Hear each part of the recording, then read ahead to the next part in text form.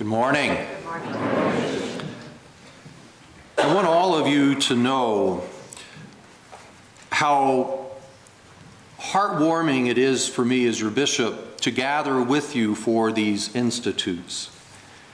It is such a hopeful moment for me to know the number of people, the caliber of people whom the Lord has called to be co-workers in the vineyard on behalf of this local church of the Diocese of Cheyenne.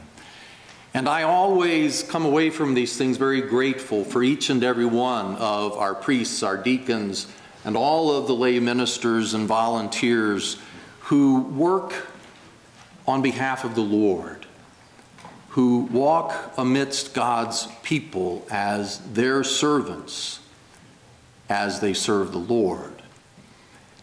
And these gatherings are a powerful experience for us, not just on a practical level of receiving inspiration again for our work, of opportunities to rub elbows with those who are in the trenches with us, to be a firm reminder that we really are not out there on our own, that we are joined with many as that net, if you will, that Christ himself has cast into the sea. Each one of us is a link in that net for the gathering up of all of God's people.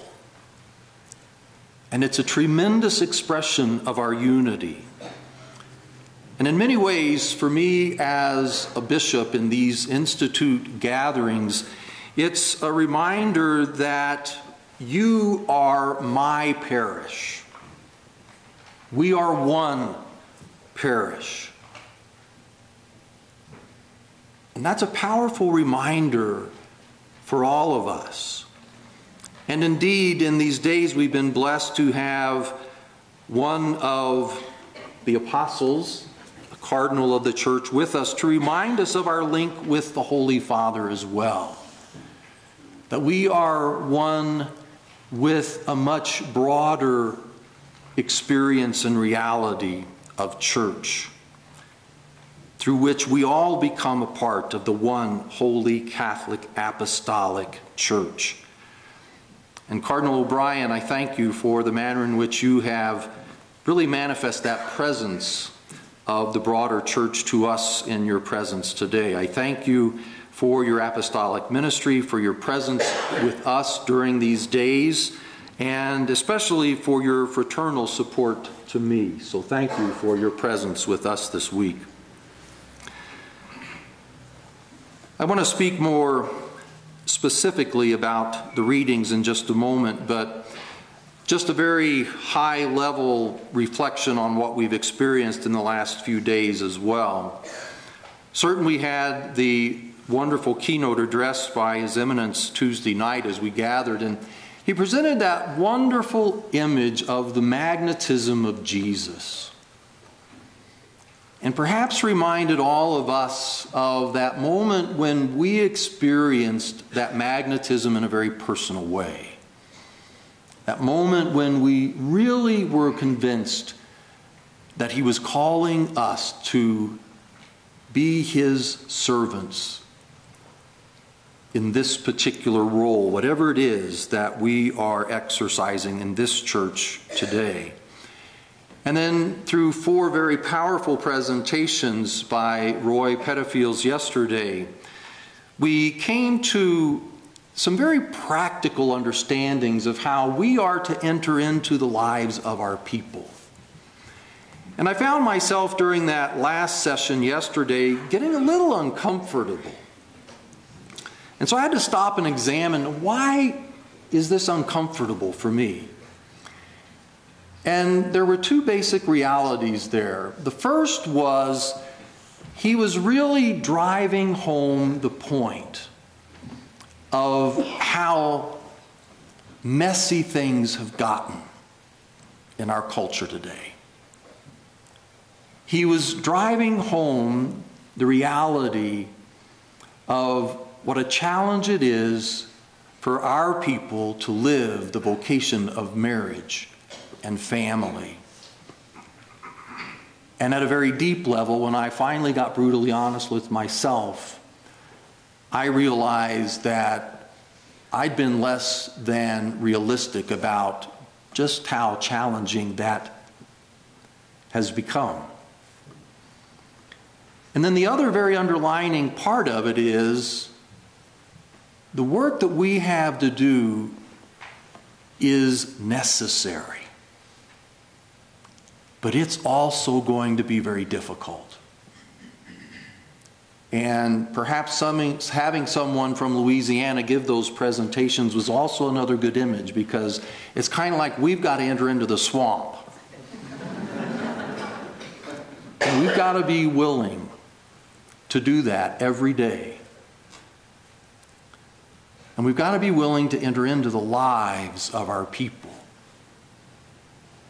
So I continually think upon the image of Jesus in the book of Revelation where he's knocking at the door. It's that image that Cardinal Bergoglio used with the cardinals before the conclave again, of we've spent these days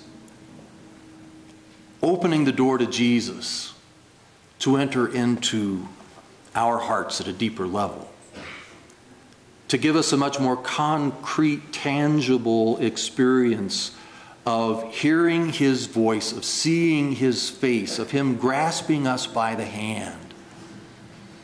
And now in this final liturgy, we have the flip side of that coin where we've opened the door to let him in, and now he's opening the door for us to let him out. And he's sending us back out to be with his people in the concrete, challenging messiness of their day-to-day life. One of the other realities that struck me yesterday is I like for the world to be neat and perfect. And it's an illusion to believe that it is. But it's also a reality to know that I've been sent and you have been sent into the world to help improve it. And the source of our ability to do that is the Lord. The quote from St. Bellarmine that I'll use today is this: "The school of Christ is the school of love. In the last day, when the general examination takes place, love will be the whole syllabus." That's a pretty powerful quote. And in many ways, I think it summarizes what we've been trying to break open and better understand in these days. In the first reading from Timothy, we continue to hear marvelous instruction from St. Paul to this young new bishop. But in many ways, it's instruction that is very applicable for all of us who are called by Jesus to serve his church. For the young among us, we should let no one have contempt for our youth. I'm not feeling as young as I did 6 years ago, but I'm still fairly young. And that we are to set an example for those who believe, in our speech, in our conduct, in our love, even in our faith and purity of life. And there's a very practical instruction in that for particularly us who minister in the church, to not give in to the temptation of division, to not somehow or another separate ourselves, whether as parish from the diocese or as parishes from parishes, to allow ourselves to be divided along ecclesiological lines of any kind, but to set an example and to be servants of unity. And that we should be attentive to what we read, namely the sacred word, and to how we exhort and teach others. And that we've been given a precious gift in that having been called by the Lord for his work. And it's a gift that we never wish to neglect.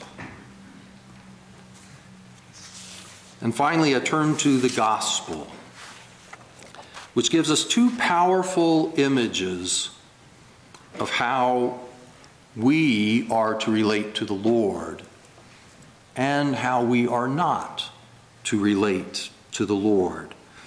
If you remember Sunday's gospel, Mark has Jesus asking his apostles, "Who do people say that the Son of Man is?" And they say, some Elijah, some John the Baptist, and some a prophet. And then Peter gives the marvelous and correct answer, even though not fully comprehending its significance, that Jesus is the Christ.